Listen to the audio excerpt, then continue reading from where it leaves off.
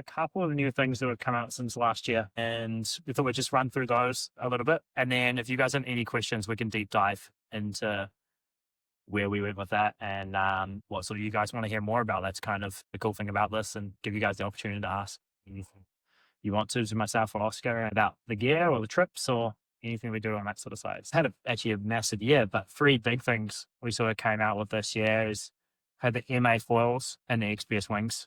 So going back to the mid-aspect foils, which the first round, everyone knew that they had a low install speed was not their forte. So we came back to the drawing board, reapproached it, and ended up with something with a little bit more line, a little bit better pump, but still that turning and forgiveness that we know from the current MAs when they breach and the control they have come back in.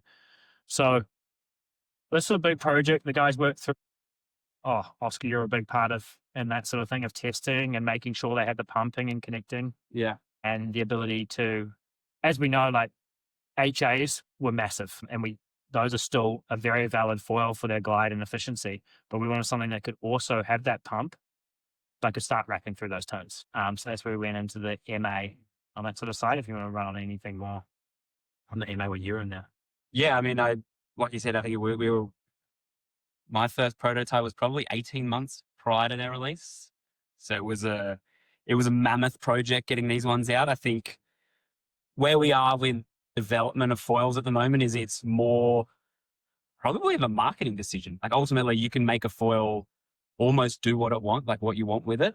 There's a limitation with construction that always comes, we're at a bit of a material game at the moment, and as well price point as well. So there's a lot of factors that go into it, but ultimately I think with the MAs, it was trying to work out where most of the market wanted a mid-aspect foil for. Like we said, with the original MAs, at the time, it was mostly winging. Wing was probably the biggest driver for that foil. And then with time, we kind of realized it needed more pump. It needed to be a bit more user-friendly with the low end, things like that.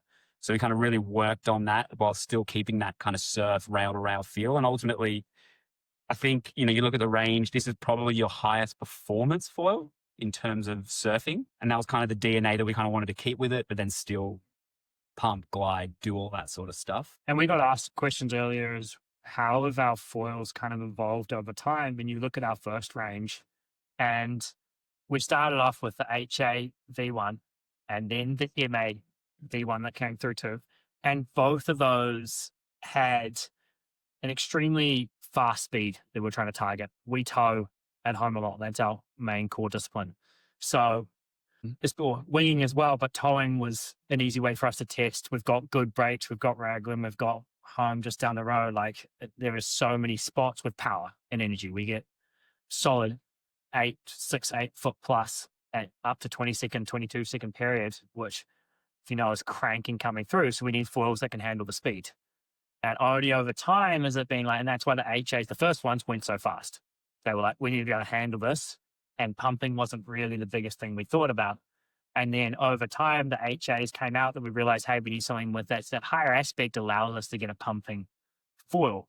Then, hey, how can we take that performance DNA of the turning and the carving that you get out of an MA foil, but still get a little bit of low end so you have forgiveness and you can still cruise on a wave and crank through a turn? Yeah, absolutely. I think a lot of what we developed, we've learned over the years. Like ultimately, when we first got into foiling, like when those foils came out like 4 years ago, the market was totally different. Like everyone that was getting into foiling, maybe they came from windsurfing. They were used to waves. They were used to having power. So all of a sudden we're like, all right, we need to make a foil that's got to be insanely fast to get in with those big waves. Then all of a sudden, foiling as a sport itself has grown, and it's like, oh wait, there's a stack of people that are riding inland on the lakes. There's a stack of people riding, up at Swan here. Like there's heaps of people just cutting laps, or you say mowing the lawn, but at the same time, like that's what a lot of the market's doing, and that the market's changing where we're going as a brand and what we're developing foils for, and we need to cater for that. I think early days it was tow foiling was the biggest thing, because all the big wave guys, they were just like, we want something that goes insanely fast, biggest waves possible, and that's what everyone started making. Then all of a sudden we realized, wait, this isn't really an entry level foil for someone to get into. So we kind of needed to adapt to that new market and how the market's evolved. And that's where like so much of this is a marketing decision. It's we can make a foil that's it costs $5,000 a foil. It's the stiffest, most insane thing, but no one's going to buy it.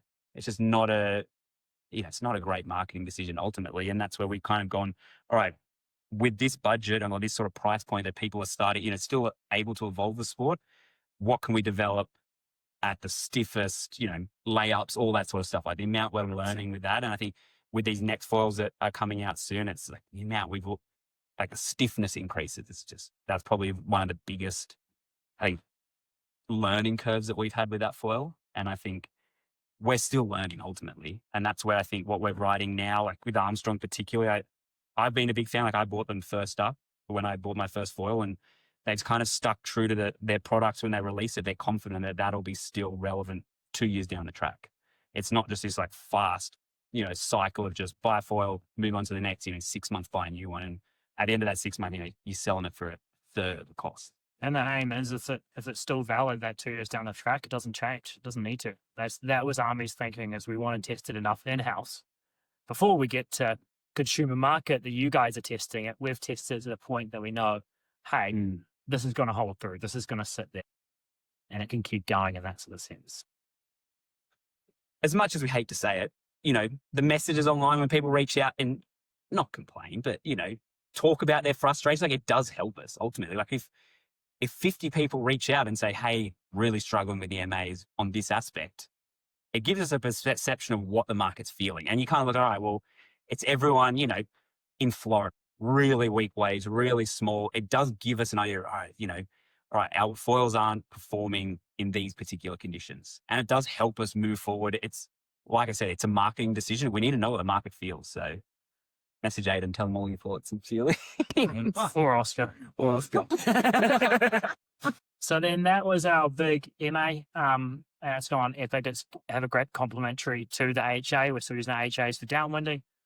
Then we have the MAs for your carving and your waves we spoke about before. XPS wing. So those of you who don't know, to get to the V1 or Mark 1 XPS wing, there was 100 prototypes from our blue and red A-wings. So it was a big development cycle of going through. The boys are going to launch, and then we held off for another year. That was almost another 50 prototypes going through, and we launched the first A-wing. Our big goal was to make an all-rounded wing that sort of handled your wave riding, your freestyle. You can cruise back and forth, and then you can still push it for speed if you want to and have some fun with your friends on a Wednesday night racing or a Friday night racing. So it's kind of that all-rounded balanced wing. And then we had some feedback, kept improving on it, and this is another 50 prototypes from our Mark 1 to the Mark 2. And learning through, as you've seen, the handles are now changed to being interchangeable handles, which you deflate the center strut, can take it straight out, boom, pop in new handles within 10 seconds, pump it back up again. So having that option of, hey, if I want handles or I want boom, I can pack it away easy, I can slide them out, be a big thing for us. And then still keeping, hey, like visibility through windows there's a lot of places, especially as our sport grows bigger and bigger. People are going, hey, why do you still have the windows? Or why do you still do that sort of thing? Some brands are taking them out. And it's like, well, if you ride in, maybe you're sweet if you ride out by yourself, or you ride out with a few other guys, you know where they are all the time. But we go to a place like Hood River in the peak of AWSI or something like that, and you've got 300 other people on the water. You want to be able to see where other people are without going, lifting your wing every couple of seconds. And it's all very different. I feel as you go faster, you notice where everyone is a lot more because you are moving quicker. It's like being a slow car in a fast road. If you're sitting in a slow car, the fast cars feel like they're flying by. And you're sort of like, whoa, where's that? When you're on a moving quickly, then the slow cars, you know where they all are, you can move through them. And a lot of us are riding at a sort of a moderate pace. People are moving in different directions. You've got suppers going, you've got that. Even here off Port Beach, you've got guys coming down for downwind laps, guys are power-winging, everyone at a slightly different angle. So being able to see them and see through was an important factor for us. In windsurfing evolution, there was no windows when they came out. Yeah. And then eventually they were completely see-through. Exactly. In their evolution. And people used to run into each other all the time in the 80s. And everyone was really friendly about it. They were really nice about it. There was no aggro. It was just, that's fine. Anything broken, you're right now, and you get going again. It was just a cultural thing. You couldn't see on the other side of the windsurfing side when they first came out. You struggle to do that now. Yeah. Yeah. Oh, sorry, I ran into you. Oh, how Yeah. fast speed were you doing? I was doing 20 knots that way. You're doing 20 knots this way. Yeah. Foils are a bit sharper than the fins we had back. Probably a difference. Yeah. So were there many changes in the canopy? 100%. Yeah. Yeah, there was changes in our canopy, not in the material we've used. We've stuck with the same. Our aim is to be at a cost-effective material so that it keeps that price point down, makes it easy and accessible for an all-round wing. You want something you can do everything on. You can handle it. It's going to go through tacks. It's going to jibe nicely. It's going to perform flag nicely in your hand. There's a whole lot of different elements that you combine together that feel real good. But we decided just to keep the standard Dacron material, just due to its cost pricing. But there has been in shapes, design, loads, different points on stitching. Like there's so many variations, and it's amazing how minor changes make a massive difference. It's just like a foil. You're looking at it going, oh, yeah, this looks the same as that one. Well, if you have the opportunity to test them out, it makes a big difference going out in the water and going, oh, this actually feels good in the hands. So, any other questions on the? Yeah.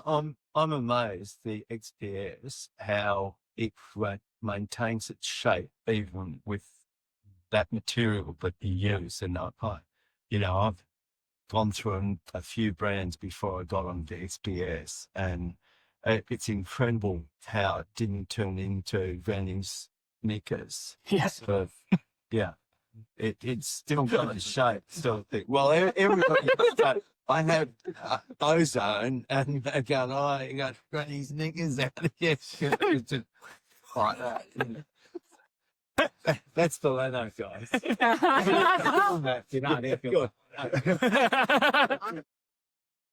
Yeah. But yeah, that's the big thing about this cross panel sail design, and also having battens and our trailing edges on here and here just increases that longevity in the wing. Gives it that time that you can go out multiple sessions, you can get rinsed in a wave, and it's still going to be okay. The other big thing is if you are wave riding in a critical break, waist quick release harnesses are life-saving. Amount of times I'd pulled mine, and in a critical situation, you've been caught on the inside, you can just go boom, it's out and I'd way rather lose a wing than lose my life. And the wings sit in front of a wave when it's crashing all the way until the wave finishes. If it's a short break, it'll stop pretty quickly, but it's amazing how you could just quick release that. It's like if you're in a break and you're in a proper breaking wave, you get caught on that inside and it's going and you're trying to get off your wrist. Well, then you blow your shoulder. That's a lot more expensive than a wing. Telling you that, like if you do that kind of thing, hey, 6 months off the water plus whatever the surgery is and that rehab and all the other things that come with it. So for my big thing is like, hey, if you are in the waves, having a quick release waist harness, normally the wing comes out fine. Amount of times mine's rolled into the beach, boom, or it's just come over and it's sat there, someone's been able to get to it, like those kind of things. If you're out with other friends, it's easy enough. But if you've got that safety device, I've been in a situation where I haven't had it, and luckily it was a long time ago, wing exploded, and I was like thankful that it was on my wrist, and my shoulder probably would have gone if I hadn't had the wing had it gone. But nowadays, with how the construction's made and the durability of them, it's going to take a lot more before it does that. So having a quick release on that kind of thing is a pretty big thing. One other thing with the wings. Have you lengthened the strut and sort of pulled in the ends on that? Has that been another design thing we've done with that? They have become a lower aspect wing. So they're more stable, especially in the small size. You'll notice from forward down, if you've got any smaller wings for those windy nuking days, they're a lot more stable in control as a lower aspect wing than what they were previously. Also on bigger wings, it doesn't feel like you're holding as big of a wing, but you've got a lot of power in that because you don't have to stand. And that was the reason why you lengthened the strut. It was a lot of things in terms of how it performed and how it sailed for us and the control we had. There's a lot more predictability, and we go through a massive testing protocol of going through all the variables we're looking at and seeing, hey, how can we keep stepping it up piece by piece and going, oh, okay, actually this wing drops down because we did that. Well, can we fix that issue and still get all the other benefits we have? Everything's like a small compromise, but then try and balance it out.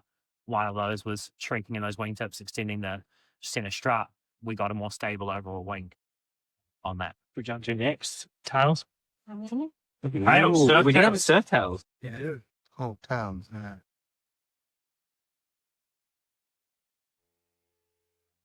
Who's riding what tails? Who's riding the Chris 130?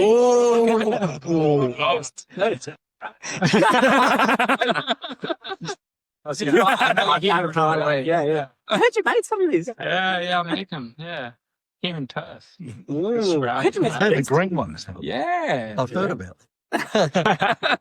Sorry, back to Armstrong. Yeah. So we have the 130, 170, and 200. We should sort of explain into it. I'll explain into it in a factor of what they sort of feel equivalent to, or who's riding the surf tails now. Sweet. Who's riding still the speed or the dart? I've got speed in the dart. Sweet. Cool. I've got the Flow 235, Sweet. and I want to upgrade, but I don't know what to do. Perfect. That's a great situation to be in. On that sort of factor, you're foil driving a lot, or you winging a lot too, or Foil driving, foil driving? yeah. Yeah, foil driving mainly. And winging as well, yeah. Nice. Yeah, so I'm probably where you're sitting the next step down with keeping that same aspect ratio on the tail and the same forgiveness, but predictability that you're used to, the stability that you get out of the 235. Are you comfortable with that, or you feel like it feels a little bit twitchy at times? It's the most comfortable that I can use at the moment. Yeah. Have you tried any others? No, Sweet. nothing more recent than that. So I've got the Wow. 200 surf tail, which I think would probably be your next progressional step. Which one did you say? Sorry? The surf 200. Surf 200. So I see your next progressional step down from the 235 you're currently sitting on. You were involved more in these than I was. So, Ooh. I think that was one of when we started testing the MAs, we realized the importance of the stabilizer. It's definitely, and that's where I think stall speed was a big priority for a lot of people. I think that's where they've got a lot more stall speed. And I think one of the biggest things that we kind of were learning with the MAs was, I guess, confidence and predictability. I think whether you're going into a wave, if it's a bigger wave than you've ever gone into before, it's, you're kind of pushing your limits, you're out of your comfort zone. A big part of that was making sure that you knew what was coming. I think a lot of the time, if you drop into a bigger wave, you get that kind of cautious feeling. You're kind of like, I don't know if this is going to go up. I don't know if it's going to, you don't understand what's coming. And that was kind of the big part with both of these was it's just very linear, I guess, the amount of lift. Ultimately, the faster the foil goes, the more lift you're going to get out of it. So I was trying to keep that as linear as possible. You knew that the faster you went, as it got more and more, it wasn't just going to all of a sudden just spike and you have a heap of lift. It was just going to follow a very linear kind of trend. And that was kind of the feeling that we kind of really went for with both of these was that, ultimately you're going to lean into it a little more. It's going to, start giving you that front foot pressure as you get into a bigger wave, you start going faster. But it also is just something that when you're pushing your limits and you're moving past what you've done before, you know what's coming. It's going to be an intuitive, give you that kind of confidence ultimately. I think that was a big part of both of these foils. Obviously, with any MA kind of foil, I guess the name surf, it's turning orientated. It wants to roll. We want to be able to, when you're really powered up, still respond. Doesn't just lock out and you can't move the foil or kind of roll it around. And that's where, I guess this is kind of where we ended up. and it gives a lot more low end and pump in your smaller swells. So you can ride those smaller front wings on that. Yeah. I kind of, you're sort of, in any sort of thing, your front wing is like your surfboard and your fins is like your tail wing. You change, it makes a smaller effect, but it still makes an effect as you change fin, whether you go from thrust to the quad to all that kind of stuff, you can get that out of the tail. So finding that complementary for a board that really wants to snap on rails and find a foil that was going to give it a bit more low end, but still allow it to roll. These are where the surf sort of tails came into. For your downwinding, your efficiency for that kind of stuff, you're still, a lot of the guys riding a 120, 140, 180 still. But if you're looking for that, hey, I want that push, I want that ability to get that little bit extra pump, a little bit more forgiveness as I peel off a wave. Let's say when you're prone foiling or that, you're catching it, then peeling over, jumping over the swell and trying to pump through the white water. We want a little bit more forgiveness than that. Everyone knows as we go through white water, it becomes a little bit more turbulent. So tailing that's going to stabilize that out and give you pump through those rougher conditions is kind of what we were looking for here. And that also went with those surf tails. So I have also paired these surf tails with an HA in the surf conditions to slow it down, give me a bit more pump, play in that pocket. and they work great in that sort of sense. You have both options on there. They don't whistle either. Yeah. Yeah. I don't mind the whistle, but yeah, I noticed that, you know, the 130 didn't whistle when I used it. Yeah. Which track you guys use for downwinding? 140. 140? Yeah. It's a good pump. Yeah, 120 sometimes. Idea. I mean, I tend to. Okay, Perth's different. Yeah. Perth's very different. For us, we're kind of more running only like swells. Here, you kind of go shorter period, steeper, kind of more surfy bumps. You don't need the speed. So I've been running the 130 with the MA front wing, and it's just because it's a much surfier, kind of flowy, kind of downwind style. If you want to go faster, obviously, you know, you start moving to the HA, you start moving to the speed, you get speed dart and the 120. You were ripping today. What were you on? 130. Yeah. With a 680 though. Okay. 690 or No, 680. oh, you were, yeah. Only because my brother had the 6.8s. Yeah. Gosh, yeah. Yeah, it was one of those who like, all right, that's going on. But yeah, and that's the thing. Like, if you're struggling with stall speed, they're just better lowering. It just gets you up easier. It's still got that kind of roll, that kind of, you know, ultimately, I think probably particularly Perth is that you kind of want foils that will match the pace of the wave. I think here we did a Sorrento, like from CV to Sorrento, and like the way the bumps were, they stack incredibly steep. But on the HAs, I kind of find just running into the one in front forever. Like if you want to bottom turn and kind of come back up at it, you're kind of really stuck with the amount of glide just carried you too far. Whereas the MAs, you kind of just sit and you can zig, you can turn a lot sharper, stay in that kind of energy zone. As soon as you go to kind of the ocean, it tends to stretch out. Everything, you know, the bump gets wider, there's bigger gaps between, but everything's moving faster. So you kind of need a setup that matches that pace. I think you can easily get stuck, you know, sizing up to too big of a high aspect foil and get stuck in a bump that you just can't really turn it anywhere. Whereas it can be more advantageous to get something that's a bit smaller, but a lower aspect can enable you just to stay with the bump. Are you shimming? Are you shimming those? I mean, Tabs or- I shim pretty much everything. Yeah, that's I run like a red pretty much Yeah. in everything. I'm pretty similar on these. just to get more spec. Yeah. Yeah. Today, where I was unsure of getting up, I did go to a blue shim just to give me a little more kind of help with the stall speed. Yeah. And I was also running into Port Beach where things kind of slow down. You're on smaller bumps as it kind of bends in. So I kind of wanted something just to slow it down and stay with the slower bumps.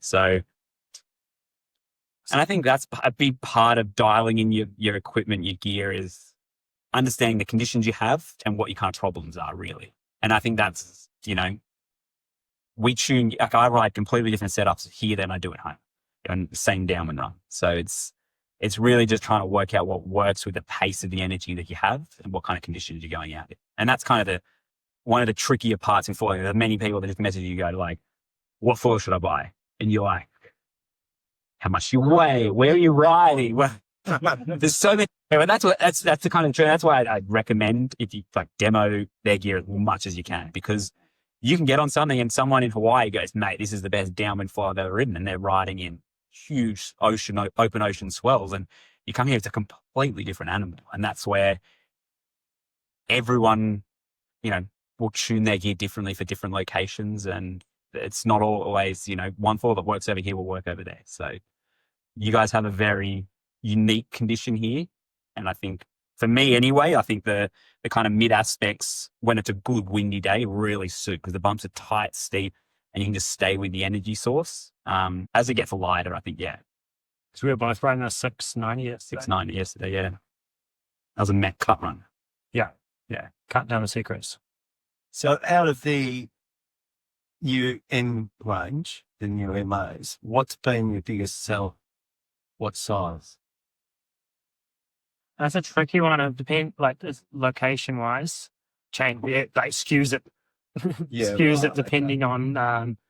But I'd probably have to say it's the 7 and 8. Yeah, and then probably like worldwide, when I've like worldwide basis, it'd be That whole for East Coast versus West Coast?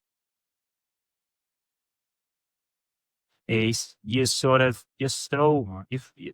a lot of beginners and so a lot of progressional steps. Like there's a lot of advanced riders you look in the room here that There's a lot of people that are taking the next step down and always brings it up the size of 2. I'd say, man, performance size is definitely that 690. Yeah. They're pretty playful. They can handle from pretty small swell to pretty big. Who's got an MA? Mark II. I've still got my Yeah. I've got the 890. Did you start with a 2 gig one? I've only used it a couple of times. Yeah. How quickly did you go down to a smaller one? I still use the 890. It's my go-to for foil driving, even winging in smaller waves up at Lanna.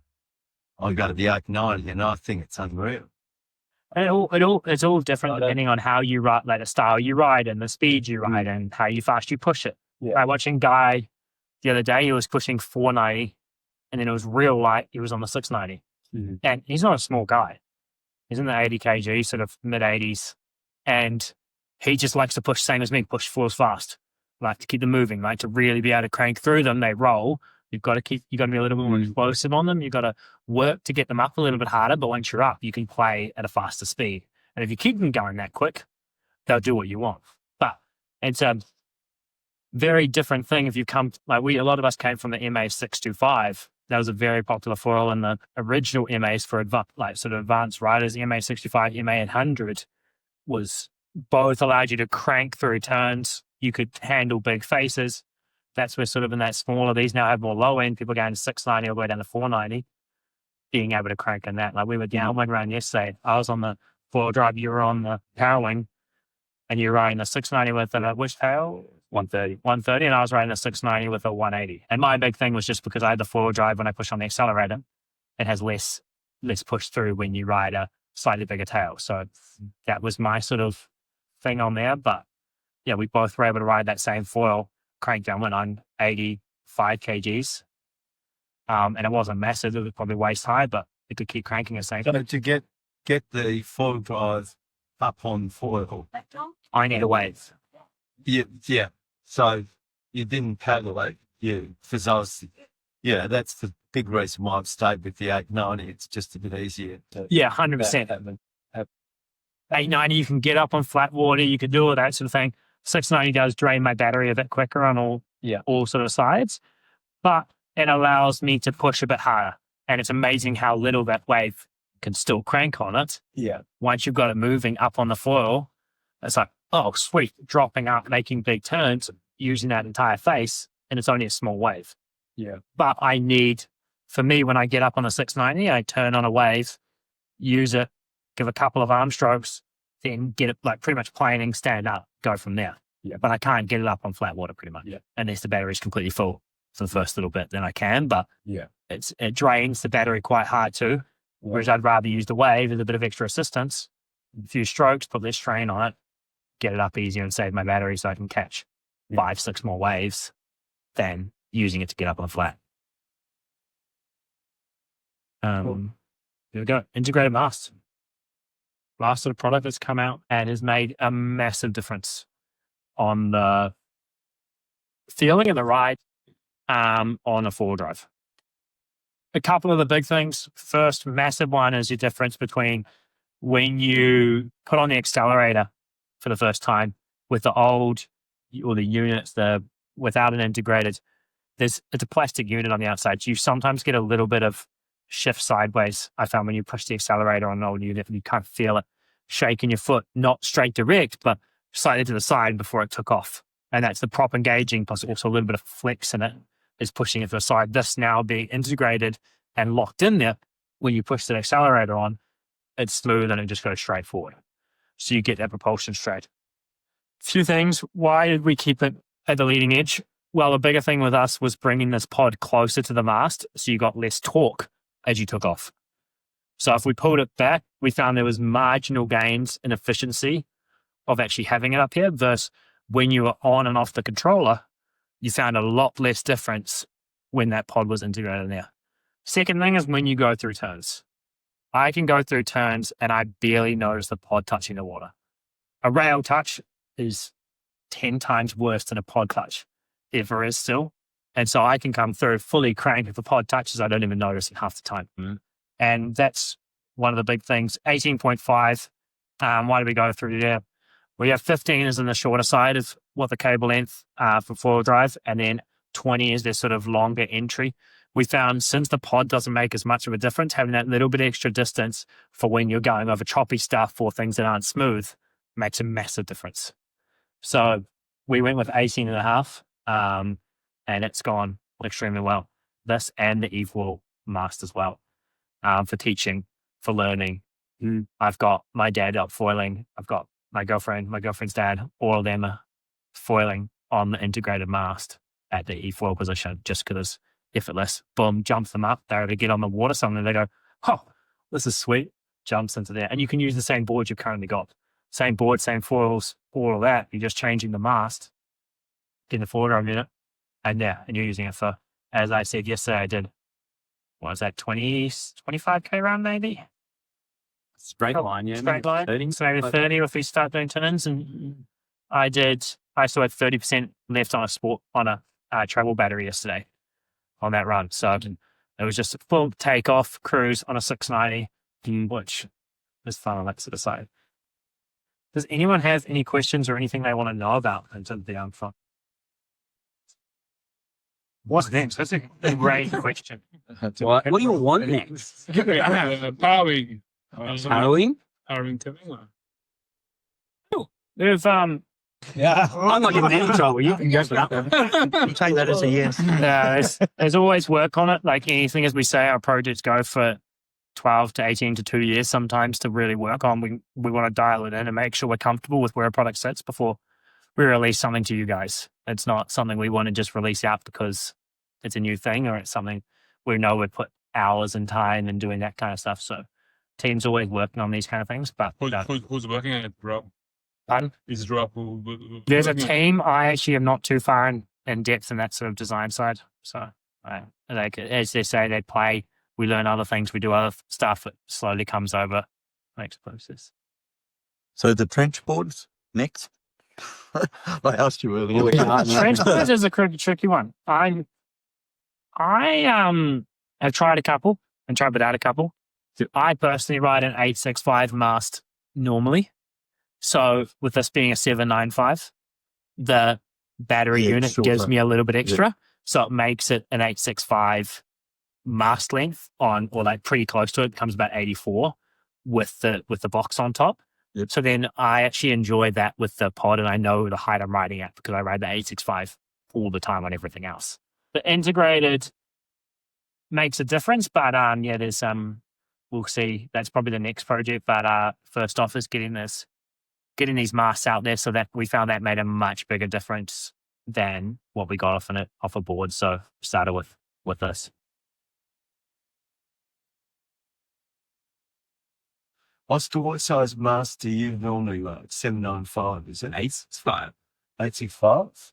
I think East Coast, we don't have too much. We have reefs, but it's pretty deep, and we get always a cover pretty cungy, so you can kind of rail your foil in. It doesn't really scratch it up or do any damage. So the longer mast for us is just doesn't breach as much. You can lean it over a bit harder. It's a little less responsive, a little bit slower to roll over, but yeah, for us it was just you push a bit harder and go a bit faster. So there's a lot of people who go for longer masts but don't actually ride any higher. Like the big thing is like Oskar is like he rides an 865 mast, but he rides it right at the top. Yeah. Whereas there's people that ride an 865 mast but ride at the same height above the water because that's how high they feel comfortable as a 795. Well, then suddenly you've got so much more drag through the water, it's going to feel less efficient. It's not going to flow as well. Whereas when you're riding it right at the surface, it's going to take a little bit more to initiate a turn, but there's less drag and resistance still the same as what you're going to get on 795 of mast, but you can roll and crank it through and not hit a rail on a board, not breach a foil fully. Like all of those things just make a massive difference.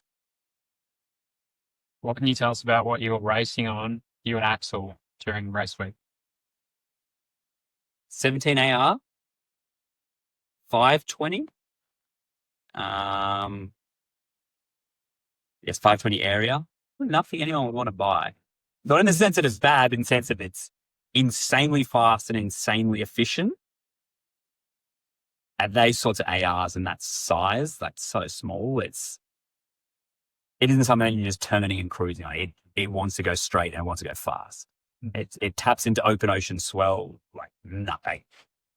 We kind of started doing, we call them swell downwinders, where you just, doesn't need to be any wind. You just go in when a big swell's running down the coast and you just downwind through it, because you can start to just sit with those swells for kilometers on end. So it's sort of, it is, yeah, it's another realm, but like you come down out wide like that, you pretty much need to be able to flat water start. Like you don't get a whole lot of push out of the bumps out. They don't give you that little push to kind of get a little bit of start. You just, in the troughs, you kind of flat water start them up and get them going. And not flat water starter pump foil. Yeah. Flat water starter, a 520 centimeter square foil. Not, yeah. And so, yeah, that's the, you know, I guess like you said, you can make a foil that's going to do, I've worked with you on how we design speed ranges and, you know, what sort of speeds does it come up at? What's the top end like? And, you know, I think there's still a lot to learn in that. We've still got a long way to go with really optimizing, you know, ARs, again, construction's a massive part of the material game, ARPs, all that sort of stuff, to make something that's ideal for conditions like that. But it's pretty hard to develop at the same time, because it's just 0.05% of the market that even are remotely interested in, and all of them are usually sponsored riders, so they're getting it for free. So after that is who's left to actually buy them, and it's, yeah, unfortunately, it's like anything. It's just investing in that sort of stuff so heavily probably won't pay off long term. But I just try and get Army on board. As soon as Army's on board, I'm good. He's happy to waste way too much money on these sorts of projects. Great for Oskar. Great for me. So where are you at with the fuses? I've got the 60 and the 50. Ooh. 60 and 50, like those fuses and that connection system we've had we had that for now 7 years. Yes. Yeah, well, So we've had A pluses 4 years ago, which we had the extra bolt and the screw. Yeah. But that hex system that we're running on here is 7 years of going for it. And we analyzed it and re-looked at it and spoke about it earlier in the year, like, would we change anything? And no, we're happy with where it's at. We've got the stiffness, we've got the control. There's a balance. You're looking for a range of people that we want to fit in both the performance end and the using. And our performance end doesn't just go into racing, it goes into big wave towing, it goes into freestyle when the guys are jumping to 18 meters up in the air on a wing. Like, you're coming down, the foil's hitting with high loads. Like, we've got a whole lot of balances that we're going between, and we know these are pretty indestructible with what we've got and what they can handle. Got stuff like, even the weight guys putting a lot of load on their sort of stuff with because they ride big foils, coming down pretty hard with 90, 100, 115 kg guys going, oh, sweet, towed up behind a boat, boom, landing. So we need the durability and the handles through both. So with our fuses, we're stoked, and most of us ride the 60. You're at 60. Yeah. It's a pretty standard sort of size. It just gives us the pitch stability. A lot of people, it might feel like you're riding a bit more on an edge, but as you crank down a wave, if you're worrying about your pitch stability the entire time, you can never ride as hard as you actually could. So 50s, yeah, in small stuff, it can get snappy. It can change that, tighten that turning circle and radius a little bit more, but the stability is just not there. Most people ride the 60? Yeah. Yeah. It's pretty much the standard. Entry level is great on the 70, just a bit more added forgiveness, but when you're pumping, it's just not as intuitive as a 60 is with how it drives. Do you get people hassling for a 55? Not really.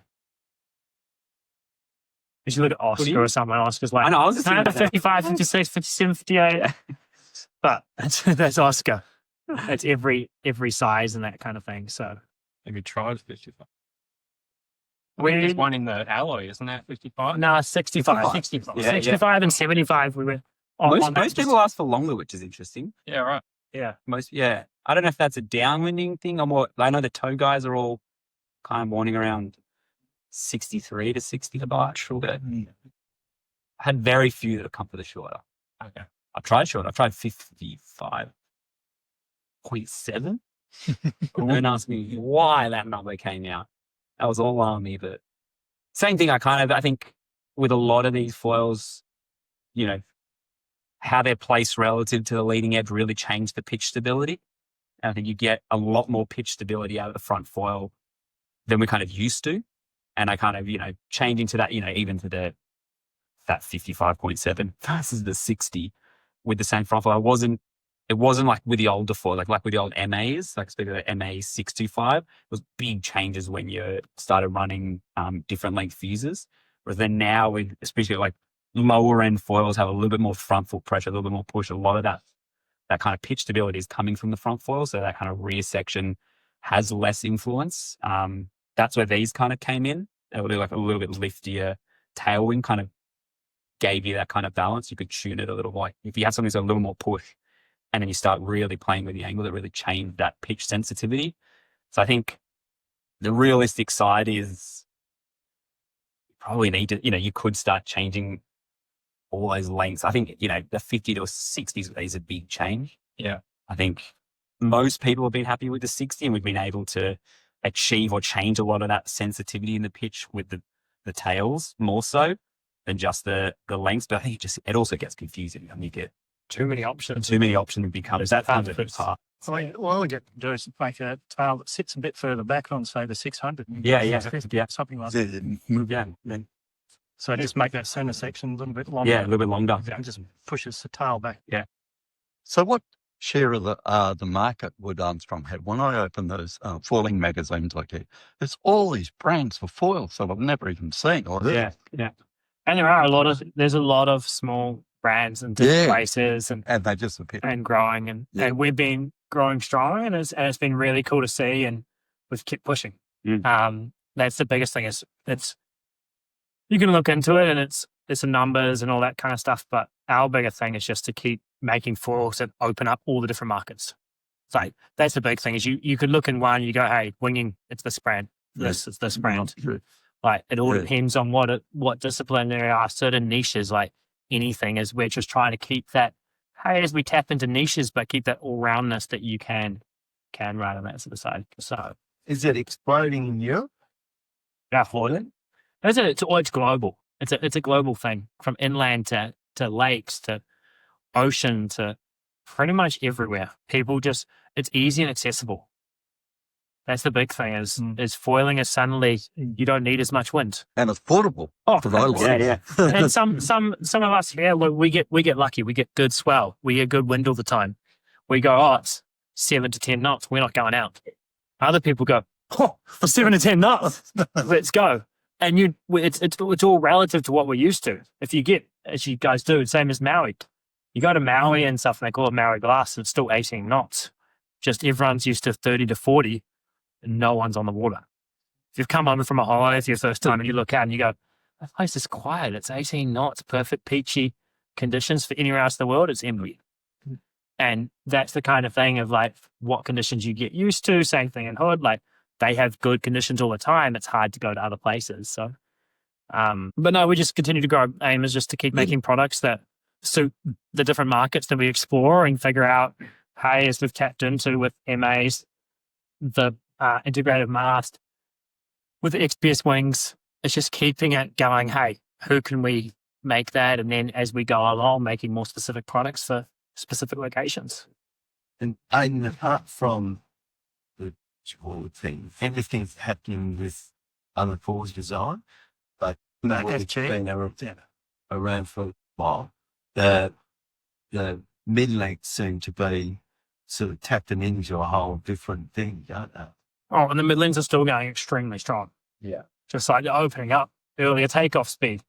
Easier once you're up. They don't actually feel that long with the forward geometry in the tracks, which we've had from pretty early on when we put our mast quite far forward. Makes the board not feel as big as it is. You've got that even balance behind you as well as in front of you. When you're cranking through a turn, it doesn't feel like, I've got a massive board underneath me. So those boards are going strong. The wing board still mainly in the entry sort of level. And then as you go into the performance guys, the freestyle, as I said, it depends on what market you're looking into, depends on how it goes on that. But no, our boards are still going really strong. And even our downwind boards, I think we've found a sweet balance point for it this year in both our MK3 and the downwind ocean board. It's just an all-round sort of option, easy, stable, gets off. You don't notice the tail touching as much. Like there's a lot of small little changes, as we say with everything. It's amazing how a mil here and a couple mils there makes a massive difference. So I think we're in a pretty good place with our boards and stuff this week. Or the HOs, how to make that better. Oh, I think that's the cool thing is having options now. It's like you go, hey, if you're wanting pump and glide, you're going for an HA. If you're wanting the turning with a little bit of pump, then you're going for an MA. If you're wanting to get into that entry level, well, you've got S1, step one. So it's just kind of like, it's almost as if the foils are finding their own place and it's a different range depending on what you kind of do. As we know, there's a compromise for some stuff. As you go higher aspect ratio, you lose the ability to turn, ability, that kind of stuff. It takes longer to come through as it does. So those sort of things, there's something coming that doesn't replace the HA range, but does complement and have those sort of things. So you've got a place in its own area that is going to be pretty exciting. Sort of stuff. What do you want to change in the HA? Small glide. More glide in the bigger sizes. Yeah. I like the small ones. Yeah. Just Some more efficiency and glide and more efficiency. Like, it depends what the area is, but it'll probably just still be the same area. what sort of your small foils you're riding you like on HA? 880. Is the smaller one or the No, that's what I use. that's you use? Yeah. Yeah, sweet. That one's pretty good. It's a good weed foil and it's Exactly. it tracks. And that's a big thing. Yes, you guys trying to avoid those weeds. You Weed can go pumps. smaller, but then you just run the risk. Yeah. More glide out of it. The takeoff speed of the 1080 or 1180. Yeah. So hopefully it's coming. Sweet. I think you guys will be pretty excited. What's coming up? Secret stuff. But No one tells me the sizes anymore. Yeah. I just tell everyone. I started getting dots on them. I started like grading dots. Like, you got the 2 dot or the 1 dot. I had no idea what they were. But oh god. But any other questions you guys have? Where are we at with leg ropes? Everyone using the same brand? We've got some leg ropes coming actually. And Yeah, all right. Some coil leggies, and so Hollow leg ropes. well, Still don't know why, but they're hollow. no, I got some leg ropes coming and some lace leashes, all that. There's going to be some pretty exciting side on options there. It depends, as Oskar and I ride different stuff. When I tend to like a lightweight like leash if I'm doing it. So I usually ride. We have our quick release, but you can take the quick release part off and just use the string. Yeah. So on a waist leash, I sometimes just put that on to one side of my belt and then have my wing on the other. But normally when I'm winging, I don't really wear a leash to the board. It's only practical if you're on 65 liters or less. Anything more, I recommend having a leash onto your board because it'll just run away. Mm-hmm. But on that sort of size, normally it goes a couple of meters, you swim after and you catch it. And even in channel crossings on that, I was with winging and no leash on that because I trip over it more or it drags or it does something like that. But yeah, I ride like sort of the weightless leash or I just ride the calf leashes. yeah, that's what I'm using the car. Yeah. But even, yeah, And a that's flow, the drag. exactly. Having a little bit shorter leash and when you're forward Yeah, driving and done that kind of but- stuff is, Nobody makes a proper short one. yeah. And it's a tricky one because it all depends on how far you are from your Yeah, I from your know. board to Yeah, there. It's yeah. like, hey, this is short. And it's this far, whereas another one, this is short and you're standing this Yeah, close, you don't really need much. But then also the biggest risk of when you are foiling is when you come off the board. Mm. That's when you're coming back, you're more likely to injure yourself than you are to anyone else. And so that's right. as the bump caps, the pink and the black bump caps that we've had have been going incredible because they're just a safety thing on your head. And it's if you get foil comes back at you, boom, you want something that's going to have Yeah. like trailing edge, even though it's not that sharp on those sort of things. Some brands are extremely sharp, and some trailing edges, but all it takes is a hit and Oh, yeah. with a bit of impact. So, I said the funniest thing is I think I've popped more wings and injured myself more between the beach and between the water and getting to the fabric on my gear than I have on the water. Yeah. It's the wind funnels through an alleyway and it goes, woman, you're trying to drop your board and play with your wing. And yeah. So, awesome. Well, if we're talking wish list, what about a tool that fits in? Pull it floats. Big part that doesn't corrode and has a weighted tire on it. It's a tool that floats. Well, That's, that would be great, but just that's- slide it on to something. That is coming as well. Piles. That's coming pretty soon. It's a funny joke that it's Army's longest prototype object he's ever done on a floating tool. That's right.